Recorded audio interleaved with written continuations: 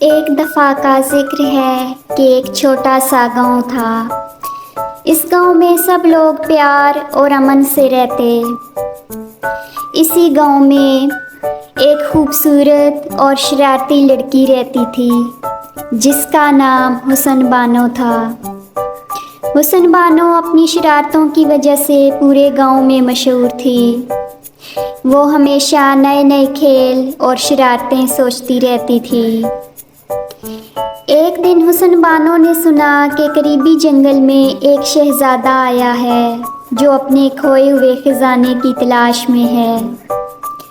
حسن بانو نے سوچا کہ یہ ایک بہترین موقع ہے کچھ نیا اور دلچسپ کرنے کا۔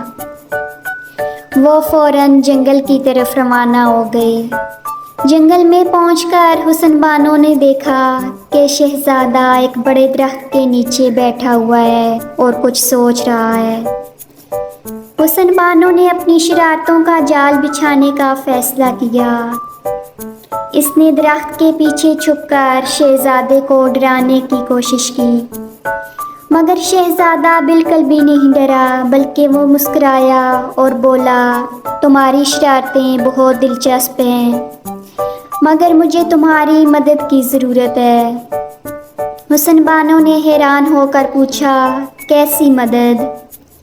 شہزادے نے بتایا کہ اس کا خزانہ ایک جادوئی غار میں چھپا ہوا ہے، مگر غار کا دروازہ صرف ایک خاص جادوئی لفظ سے کھلتا ہے جو صرف ایک شرارتی دل کی لڑکی ہی جان سکتی ہے۔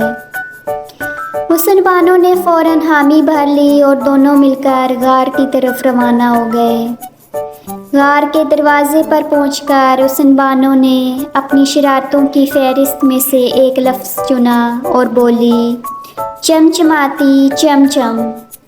دروازہ فوراً کھل گیا اور دونوں اندر داخل ہو گئے۔ اندر داخل ہوتے ہی انہوں نے دیکھا کہ خزانہ واقعی بہت بڑا اور قیمتی تھا۔ شہزادے نے حسن بانو کا شکریہ ادا کیا اور کہا، تمہاری شرارتوں نے آج ہمیں یہ خزانہ دلایا ہے۔ حسن بانو نے مسکراتے ہوئے کہا، شرارتیں ہمیشہ بری نہیں ہوتی، کبھی کبھی وہ ہمیں کچھ خاص بھی دلا سکتی ہیں۔ اور یوں حسن بانو اور شہزادے کی آپس میں دوستی ہو گئی اور وہ دونوں اچھے دوست بن گئے، ایسے دوست جو مشکل وقت میں ایک دوسرے کے کام آ سکیں اور مدد کر سکیں۔